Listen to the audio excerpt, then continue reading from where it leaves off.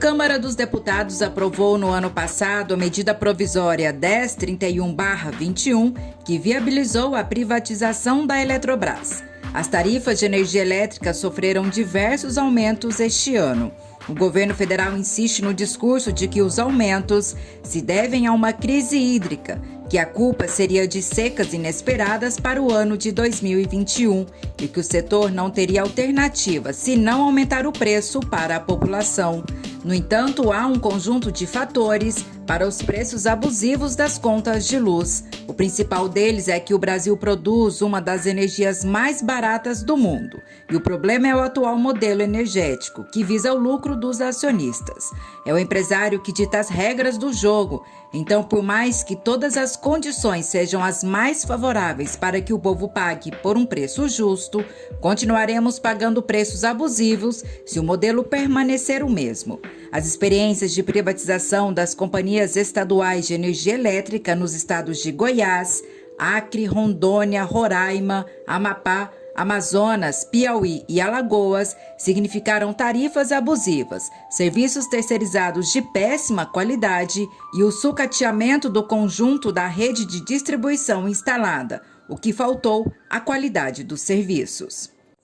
Participam dessa edição, além de Tamara Siqueira, empregada da Caixa e dirigente sindical, Fabiola Latino Antezana, trabalhadora da Eletrobras Eletronorte, vice-presidente institucional da Confederação Nacional dos Urbanitários, e Tamires Almeida Cruz de Paula, bacharel em Direito e coordenadora estadual do Movimento dos Atingidos por Barragem. Assista, comente e compartilhe.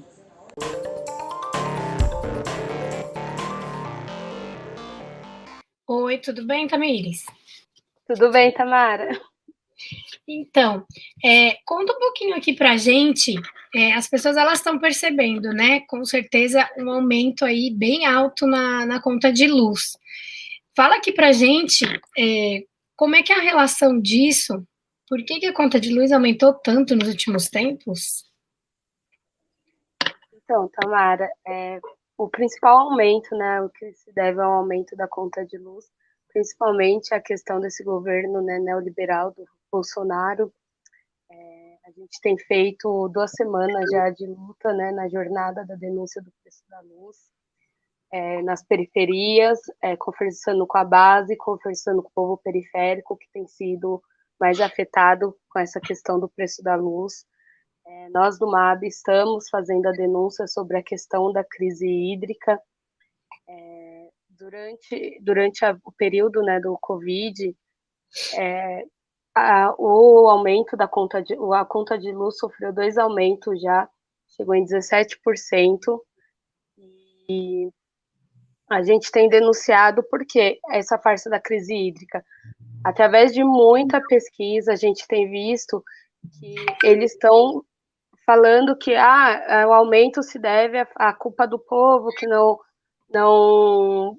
economiza água, a falta de chuva, sendo que a gente sabe que durante essa década, o 4º maior ano na questão de geração de chuvas, na questão de chuvas, né? E o que está acontecendo? A crise hídrica, a farsa da crise hídrica, por quê? Porque entrou muita água nos reservatórios, como eu disse, foi o 4º maior ano da década de entrada de água para a produção de energia elétrica. E o que acontece? A água, ao invés de estar saindo para a geração de energia, ela está saindo pelos vertedouros, o que justifica a farsa da crise hídrica. Isso não é invenção, está no operador de sistema nacional, é só procurar. E com essa questão dessa água sendo jogada fora, a gente dá a vazão para o governo fazer o tarifaço, né, tarifar, justificando que não é uma culpa do governo, e sim a culpa da crise hídrica, e também o acionamento das termoelétricas. O que são essas termoelétricas? São empresas que também são do setor privado, e que acabam cobrando muito a mais. Por exemplo, se a empresa estatal de hidrelétrica, por exemplo, a Eletrobras, vende a energia a R$65, uma termoelétrica ela está autorizada a vender a energia acima de R$ 1.000. Tem termoelétricas vendendo energia a R$ 1.500. Então, assim, todo esse custo tem sido repassado à população brasileira. E a gente está fazendo essa denúncia porque a gente sabe que o setor energético, né, o setor elétrico, ele, depois dos bancos, é um dos setores que mais geram, como que eu posso dizer, capital para o setor financeiro bancário, né, do setor financeiro. Então, eles nunca perdem, eles estão sempre o quê? Sempre ganhando em cima da população. Então, eles não vão, de forma alguma, repassar o prejuízo da que a gente chama de conta Covid para os seus acionistas. Eles acabaram preferindo forjar uma crise hídrica para repassar para a população. E a gente tem feito essa jornada de denúncia aqui na Zona Leste, na Zona Sul, em Perus, no Brasil inteiro, denunciando o alto preço da conta de luz, aumento do gás, o aumento dos alimentos. Então, tudo isso acaba se somando em um culpado só, que é esse capitalismo, esse governo do neoliberal, do Paulo Guedes, do governo Bolsonaro. Então, a gente tem dialogado diariamente nas bases e feito ações para explicar para a população o porquê esse aumento e que a culpa não é da população e não é culpa de São Pedro porque não choveu. A culpa é do governo. Tá, então isso que você está explicando aqui para a gente não é nem só uma questão de culpa. Quando o presidente vai na televisão e fala que cada um tem que fazer sua parte, tomar banho gelado, ficar com a luz desligada um pouco, na verdade, assim, ele está querendo repassar a responsabilidade para a população, está fazendo todo um teatrinho, né? Então, não teria necessidade de nada disso, é só para justificar esse aumento de preço e para encher mais bolso de acionista. É isso, né? Assim, se eu entendi, exatamente, é mais ou menos isso, né? Tá. A importante, assim, explica um pouquinho aqui pra gente, que assim, o nosso programa, ele ser público é para todos, então a gente está sempre explicando, né, da importância daquilo que assim, o privado, ele acaba ficando sempre disponível só para alguns. É por isso que é importante a luta permanente, né, de manter o patrimônio público, de manter os serviços essenciais, tudo que é essencial, tudo que todo mundo precisa, né? Todo mundo precisa de energia, todo mundo precisa de banco, eu sou da Caixa, todo mundo precisa de banco, é um serviço essencial. Então, todo mundo precisa de algumas coisas que precisa ter aquilo que é público, né? Para poder servir a todos.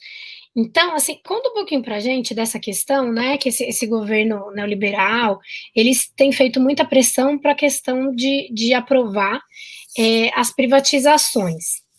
Então, assim, qual que é a relação, até baseado nisso que você falou e a conclusão que eu cheguei aqui, do aumento do custo, das privatizações com o aumento, o que vai direto no bolso da população, porque acho que isso que é importante para as pessoas entenderem, para não ficar uma coisa distante, sabe? Mas privatizou, o que muda para mim? Então, eu aqui, o que muda para mim? A minha conta, privatizando vai mudar, não vai? E aí, explica um pouquinho para a gente da questão da privatização da Eletrobras. Bom, então, boa tarde, né? Eu queria até um pouco em linha, né, com o que foi colocado, esse aumento, essa farsa da crise hídrica, em verdade, é uma baita de uma crise energética. Energética em que sentido?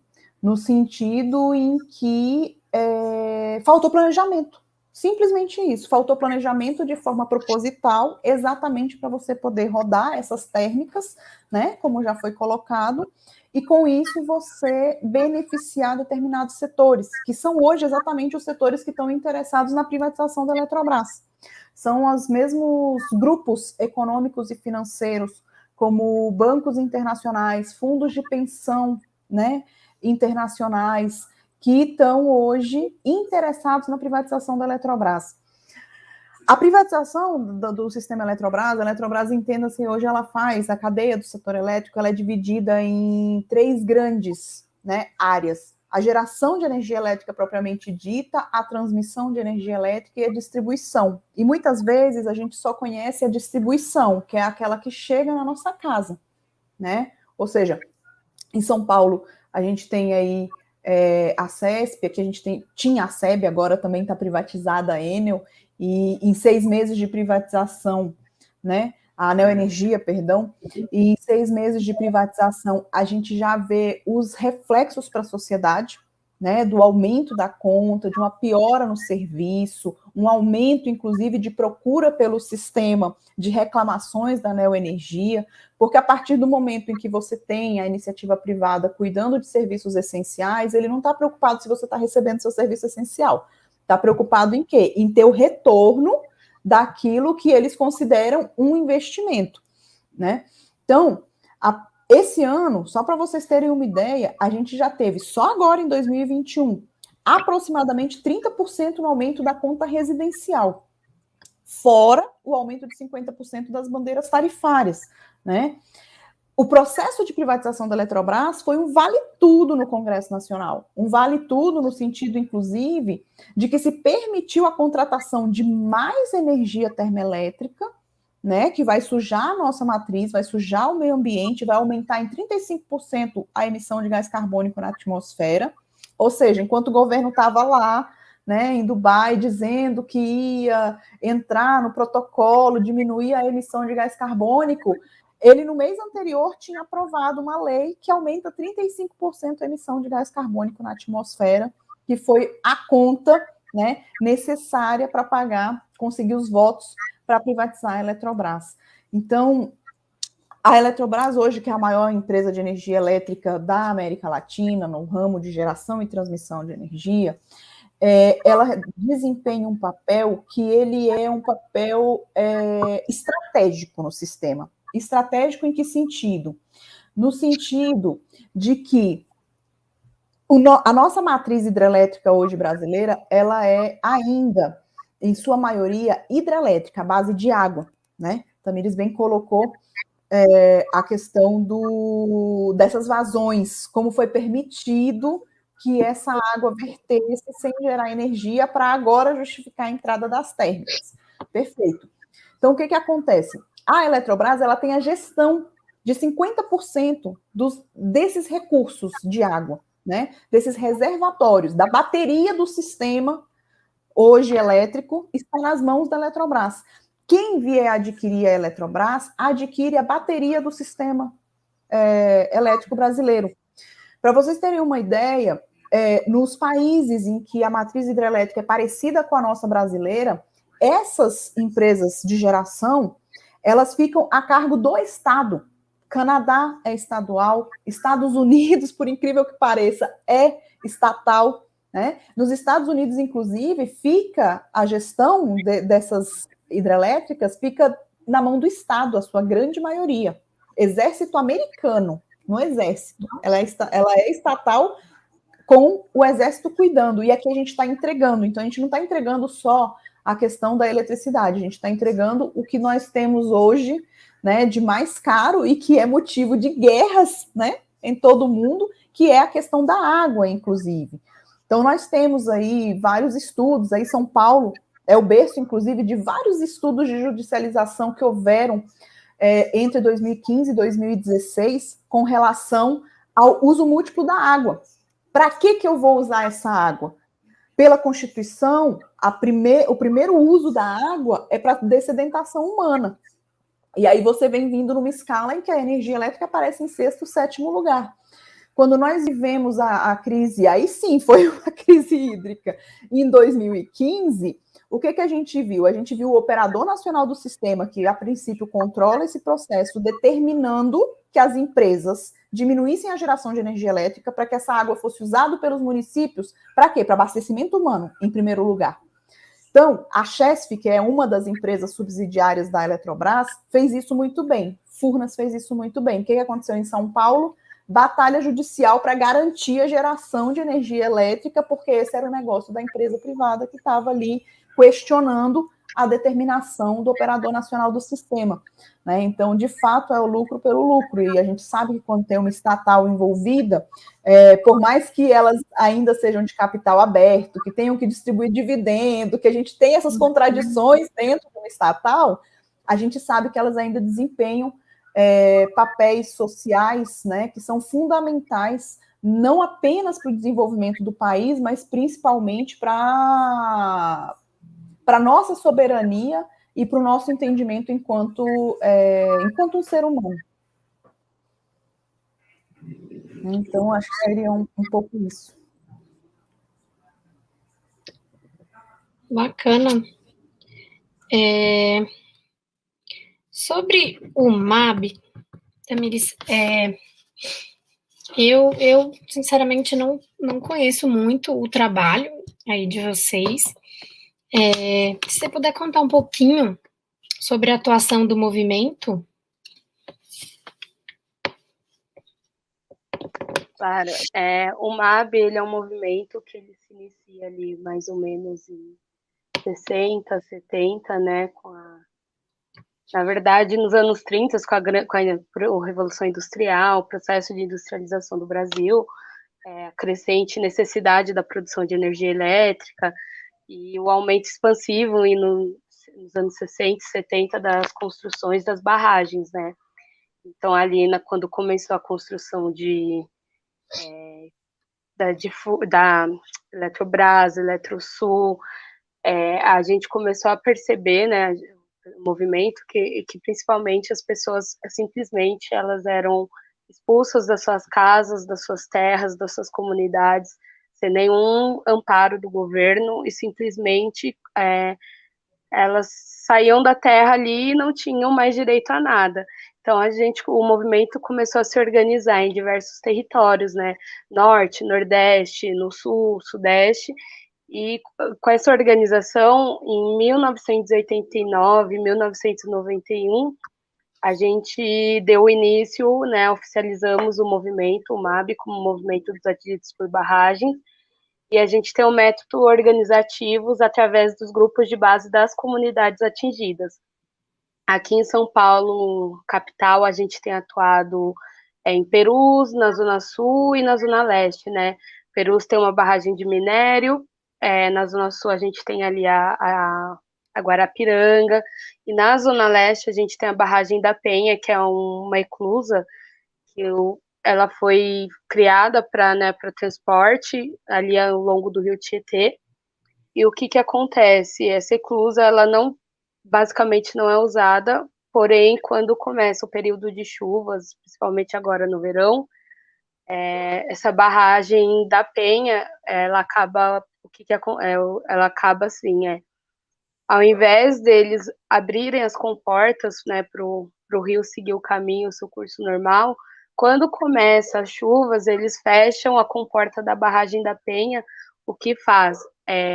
Não alaga o centro, entretanto, toda a região da periferia da Zona Leste, o Pantanal, União de Vila Nova, Vila Seabra, Vila Itaim, são pessoas que são atingidas por enchentes já ficaram 3 meses debaixo da água, né?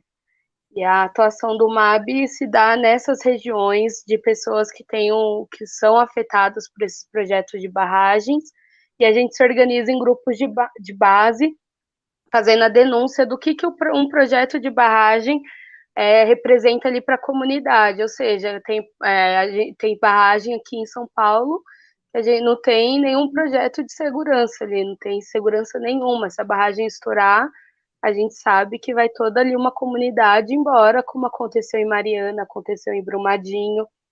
Então, o MAB vem se organizando com essas famílias e falando sobre a questão que o nosso objetivo principal é o quê?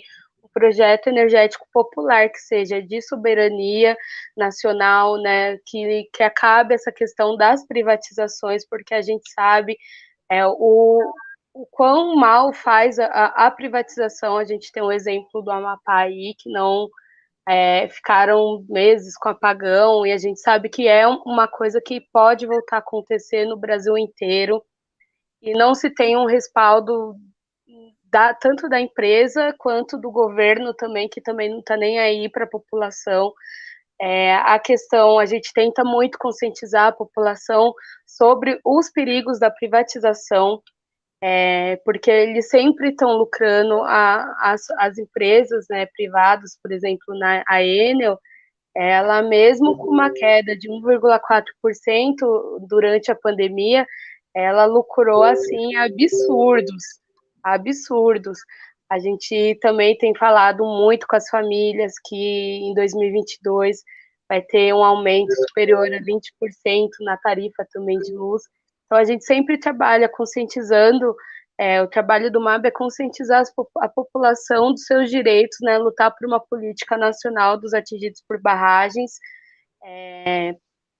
que eles se emancipem na luta, que eles sejam sujeitos da história deles, né, que deixem de ser objetos de transformação e passem a ser sujeitos da própria história. Então, a gente faz essa conscientização pela luta dos direitos na comunidade ali, não só a questão do preço da luz, mas a questão da saúde pública, de transporte, de moradia. A gente bate muito na questão do reassentamento dessas famílias que vivem à margem dos córregos, porque ali principalmente na região leste, a gente tem famílias que são ribeirinhas, que vivem em cima, praticamente em cima do Rio Tietê. Então, a gente tem feito esse trabalho de conscientização, de direito à moradia, de um emprego justo, de saúde, e principalmente como o preço da luz tem afetado na vida da população. A gente tem casos de contas que chegaram a 4 mil, 5 mil, então o MAB ele sempre levanta essa bandeira do quê? O preço da luz é um roubo que tira a comida do povo, porque o que a população tem pago de tarifa para os acionistas, ele tem sido retirado do prato da população. As pessoas hoje, elas não conseguem mais conciliar comer e pagar a conta de luz, ou optam por uma coisa ou por outra. Então, assim, a gente chegou num absurdo de estar vendo não só a questão do preço da luz, mas do gás, de ver famílias cozinhando ali no álcool, no fogão a lenha, porque não tem condições. Famílias que às vezes optam por não ficar no escuro, optam por não ficar no escuro, mas também tá ali pedindo uma cesta básica, ou, sabe, tentando se virar da forma que tem para não passar necessidade.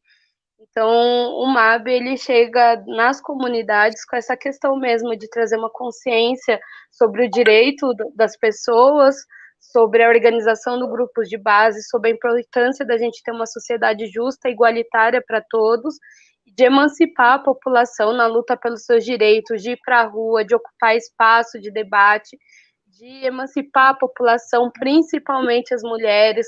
Elas são as principais prejudicadas em todo esse cenário que a gente está vivendo de crise social, sanitária, política.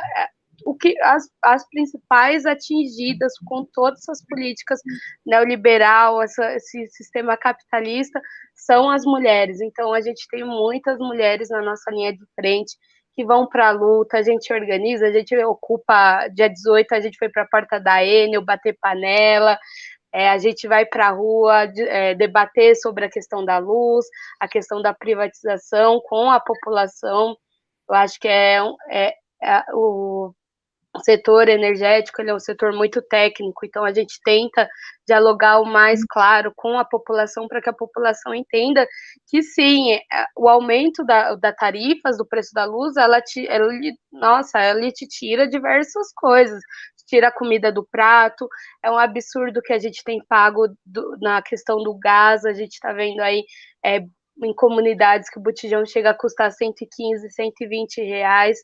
Então, o MAB, ele faz esse trabalho junto às comunidades de conscientização e emancipação das pessoas de ir para a luta pelos seus direitos.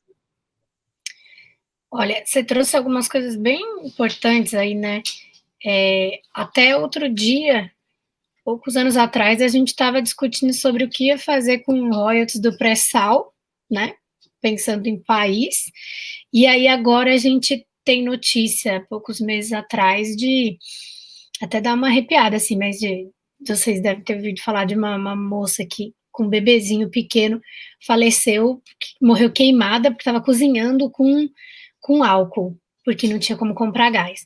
Então, como é que a gente saiu de um ponto A para um ponto desse em tão pouco tempo, né? E você falou da história de Mariana, né? E o pessoal chama de tragédia, desastre. Não, é crime. Não é nem tragédia, nem desastre. E é outra coisa também de privatização que a gente tem que sempre olhar e pensar assim, quando é uma empresa que vai lá e compra, quando tem privatização, ela vai olhar para número, ela não vai olhar para a vida, ela vai fazer o que for mais barato, o que for melhor para encher bolso de acionista. E nesses casos, desses rompimentos de barragem, ainda assim, nem se tivesse como, né? Não tem como trazer as vidas de volta, não recupera o ecossistema, a gente sabe que isso não acontece, e ainda conseguem não pagar indenizações, isso que é pior, ainda consegue fazer esquemas na justiça para nem indenizar, quer dizer, não vai trazer a vida de ninguém de volta, mas eles nem monetariamente não paga pelo crime que comete. Então, é um absurdo assim, são absurdos em níveis extremos. Por isso que é tão importante a gente parar para pensar nessas questões de privatização, né? Que, assim, é complicadíssimo. São muitas palavras. que são muitas camadas, né? Não é só assim, olhar, ficou a conta de luz mais cara, a conta de água, o gás que subiu. É simplesmente assim, você olha serviços essenciais, você não quer saber se é uma família que não vai ter acesso a nada daquilo. Se ela não tiver como pagar, ela vai ficar sem e pronto, vai morrer porque não vai ter acesso e paciência. É assim que se enxerga. E pronto. Então, assim, é muito legal algumas coisas que você trouxe aqui para a gente, principalmente disso tem muitas coisas que são técnicas mesmo, e é importante a gente estar sempre... eu vi que você é formada em Direito, eu também sou formada em Direito, e eu acho importantíssimo a gente estar sempre trazendo para a população, qualquer profissional, né? Qualquer profissional, ele é bom quando ele pega aquilo que ele sabe, e ele passa e conversa de uma forma com que ele saiba dialogar com quem ele está ali, né? Então é importante isso. A gente que trabalha com militância, se você não consegue pegar aquilo que você vai buscar, aquele conhecimento, e traduzir para a pessoa, para ela entender o que aquilo afeta na vida real dela, então você falhou como militante. Então, isso é a importância, até esse programa que a gente faz aqui, ele é muito para isso, trazer as pessoas que têm o conhecimento técnico, os militantes de cada tipo de movimento, para tentar falar, olha, o que isso afeta a sua vida. Então, até vocês estão aqui e conseguiram falar algumas coisas assim, o que afeta na minha vida, a minha vida nessa questão, porque eu não sou especialista disso, né? E isso é muito importante. Então, assim, eu como consumidora, nesse ponto, né, como cidadã, consumidora ficou horrível, eu como cidadã, que acabo tendo acesso à questão de energia, tudo, quero agradecer muito a presença de vocês, e aí se vocês quiserem também finalizar, deixando algum recado, alguma coisa que faltou, por favor, fiquem à vontade, tá? Bom, então, assim, se puder só acrescentar, né, eu coloquei que valeu tudo para privatizar a Eletrobras, mas a Eletrobras não está privatizada. Foi dado a autorização para a privatização da empresa, que é uma privatização completamente atípica, não é dizer que uma entidade que conhece o setor, né, vai vir e vai comprar os ativos, não é isso. É uma capitalização, aí os bancários sabem muito bem, né? Vai fazer a oferta de ações ao mercado e os interessados vêm comprar. Então, mais uma vez fica evidente, né? Fica claro que o interesse é o interesse desse capital financeiro internacional, rentista, que se apoderou, né, do país nos últimos anos desde o golpe e que tem agora, na minha avaliação, né, espero estar correta, vendo o fim, né, desse seu pequeno governar, está tentando saquear mesmo o Brasil, né, e o saqueio passa exatamente pelo desmonte das empresas estatais que fazem não só a sua atividade fim, como também fazem o desenvolvimento regional, a integração nacional, cuidam da soberania, né? E esse processo hoje da privatização da Eletrobras, ele está nas mãos do TCU, do STF, porque, afinal de contas, uma vez que ele foi aprovado no Congresso Nacional, fazendo uso do orçamento secreto, inclusive, né, ele hoje está sob análise do Tribunal de Contas da União. Nós vemos claramente a falta de informações que existem, né, nesse processo, a ponto de que até agora a Agência Nacional do Setor Elétrico, ANEEL, não apresentou um estudo sobre o impacto tarifário que a privatização da Eletrobras trará para os consumidores. A gente tem aí estudos de outras instituições, como, por exemplo, aí a Fiesp, do Estado de São Paulo, a Federação das Indústrias, que fala na casa dos 360 bilhões, apenas com um elemento que está contido ali dentro do projeto de privatização da Eletrobras. Quando a gente coloca os jabutis que foram necessários, né, esses elementos estranhos, esse orçamento secreto que bailou em cima do projeto de privatização da Eletrobras, essa conta ela aumenta, né? A gente viu aí privatistas de plantão, como Miriam Leitão, também aí ela escreve, né, para quase todos os jornais aí do estado de São Paulo, colocando que era contra a privatização da Eletrobras. Mas não é que ela seja contra a privatização, não é isso, mas era como a forma, né, como isso estava se dando, porque vários analistas de mercado, inclusive privatistas, diziam, para privatizar a Eletrobras, o consumidor vai ter que pagar 2 Eletrobras, pela falta de estudos, pela falta de transparência, pela gana de simplesmente saquear mesmo essa empresa e colocá-la aí na mão do mercado financeiro, né, internacional e rentista, que não vai estar preocupado se vai ter energia elétrica para todos e todas, tanto é que um dos programas dos quais a gente mais se orgulhava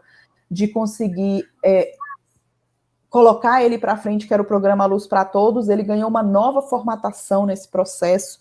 Agora você só vai atender as famílias que não têm energia se esse atendimento atender a princípios de mercado. Me diz quem vai chegar no interior do norte, né, que hoje ainda é das regiões mais abastecidas em questão de energia, e vai fazer uma instalação elétrica atendendo a valores de mercado. Isso não existe. Então, foi tirado esse papel social da Eletrobras para conseguir, inclusive, dar cabo, né, dessa privatização.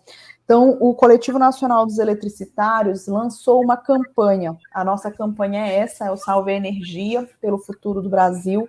Nós temos as nossas redes sociais, site, Instagram, Facebook, onde nós fazemos essas denúncias em parceria, né, com o MAB, com outras, inclusive, instituições, por meio da Plataforma Camponesa e Operária para a Energia, que iniciou a sua atuação política em 2010, né, de uma forma bastante interessante, inclusive, porque dentro da plataforma a gente tem os atingidos pelas barragens e tem os eletricitários ali, ombreados na discussão de um projeto energético popular, que pode parecer uma contradição em determinado momento, mas que não é. É exatamente o entendimento dos papéis, né?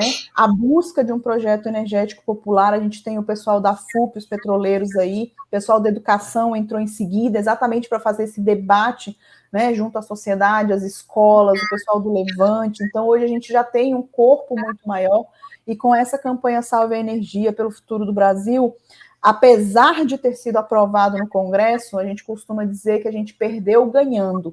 Sabe aquele sentimento que, beleza, a gente perdeu, mas a gente ganhou. A gente ganhou muito porque a gente ganhou as ruas, a gente ganhou a opinião, a gente ganhou as massas, a gente conseguiu fazer com que as pessoas soubessem o que é a Eletrobras. Porque as pessoas não sabem, elas sabem realmente a sua distribuidora local, mas não tem noção do que é essa estatal que está ali, né, por trás da geração e da transmissão de energia elétrica desse país.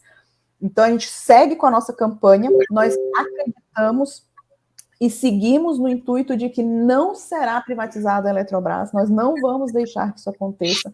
Temos denúncias postas junto ao Tribunal de Contas da União, ministérios públicos, ações de primeira instância em diversos estados, ações, inclusive, jurídicas junto ao STF, né? E agora esse é o nosso papel, é de fazer a denúncia da entrega pela entrega. Inclusive, amanhã nós vamos ter uma audiência pública, né, sendo realizada na Comissão de Constituição e Justiça da Câmara dos Deputados, que é exatamente a comissão que faz a interface com o Tribunal de Contas. Então, para nós tem sido agora um trabalho em uma outra frente, exatamente para que os brasileiros e brasileiras não sofram as mazelas se porventura vier a se privatizar de fato a Eletrobras. Então, quem puder nos acompanhar, essa é a nossa rede, Salve a Energia pelo Futuro do Brasil, e aí a gente conta com todos, a gente tem feito alguns tuitaços, a gente faz o acompanhamento com os parlamentares, governadores, a gente tem feito umas atividades bem interessantes, né, dentro dessa realidade que a gente tem vivido. Eu vou seguir, sim. Vou procurar vocês aqui nas redes. E você, Tamires?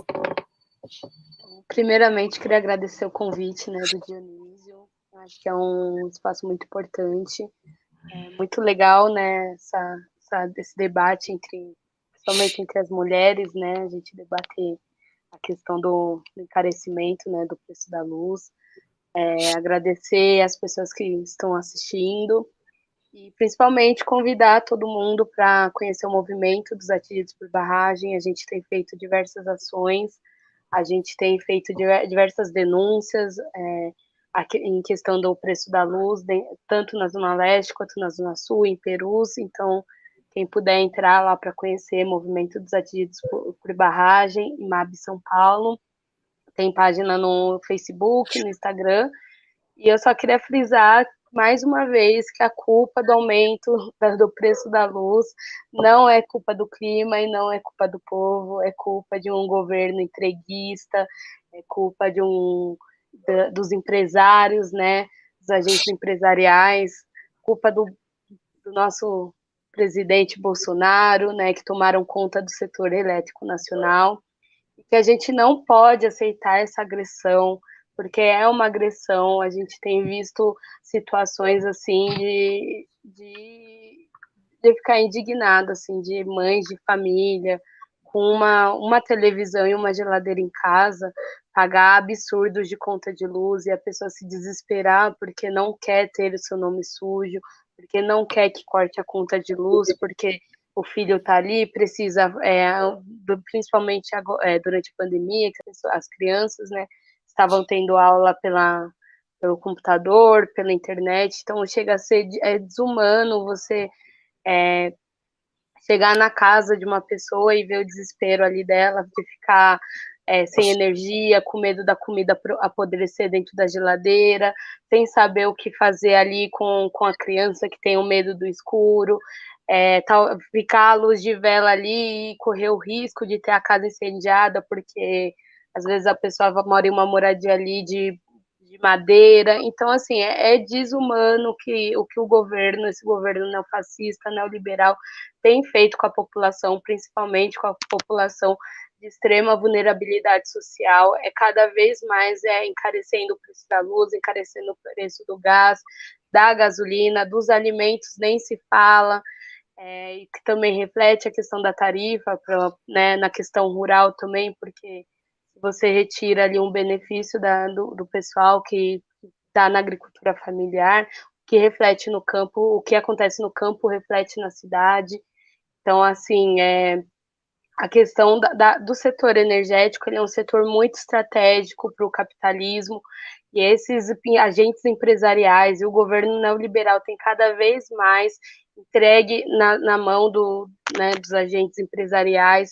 Então, a gente tem que se unir, a gente tem que lutar, a gente tem que fazer a denúncia, a gente tem que dialogar com a população, porque realmente não é um diálogo fácil, mas é um diálogo necessário, que a gente já deixou muito na mão da burguesia, e eu acho que está na hora desse diálogo começar dentro das comunidades, dentro da periferia, e dentro dos alagados, dentro dos quilombolas. Então, assim, a gente tem que abranger esse tema, para quanto mais pessoas souberem, porque não é um ou outro que é atingido, né, pelo preço da luz. Quando a gente fala dos atingidos por barragem, não é só a pessoa que está ali dentro da comunidade que dá enchente, ou dentro da comunidade que se perdeu por conta de um projeto de barragem, a gente fala de toda a sociedade brasileira, porque o desrespeito com a população brasileira começa no projeto de construção de barragem, onde eles têm sua casa, seus terrenos, sua comunidade invadida, sem direito a ressarcimento, é uma falta de respeito imensa. Então, o problema já começa desde do projeto de criação, né, das barragens, que, consequentemente, o atingido pela barragem é toda a população que é o que está acontecendo, né? O aumento no preço da conta de luz, e a gente não tem como correr, né? Não tem para onde ir em cima a gente vai em cima dessas empresas, da Enel, de outras empresas, mas a gente não tem respaldo nenhum, que a gente ouve, vai procurar o Procon também não está nem aí para a população.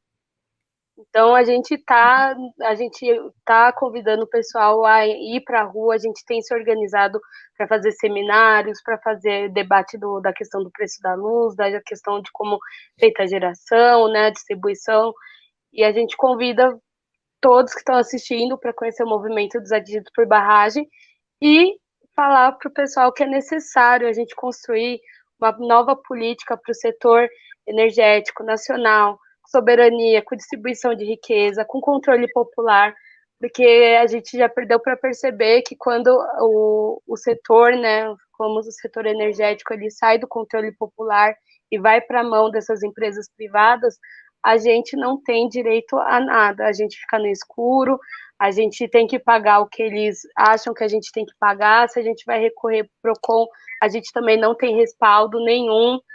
Então, assim, o MAB vem fazer o convite mesmo da população se organizar e lutar por um projeto energético nacional, né, de soberania nossa e de distribuição de riquezas. E, mais uma vez, agradecer o convite. Fiquei muito feliz de participar do programa. Espero que eu tenha conseguido contribuir em alguma coisa. O que vocês precisarem da gente, estamos à disposição para conversar, para dialogar. E é isso, viu, Tamara? Obrigada ao Dionísio também. Obrigada ao Zé Mário, que fez esse contato também entre eu e o Dionísio, para a gente poder fazer esse diálogo. Agradeço muito o espaço e espero que tenha ajudado um pouquinho aí. Ajudou, sim. Tamara, sim. Só um comentário em cima da fala da Tamires. Tem um dito que a gente tem usado muito, né, no Comitê em Defesa das Estatais, que quando tudo for privado, seremos privados de tudo. Sim. E é isso. Tudo que ela falou está refletido para mim nisso. Só vinha para mim a placa, né, quando tudo for privado, seremos privados de tudo.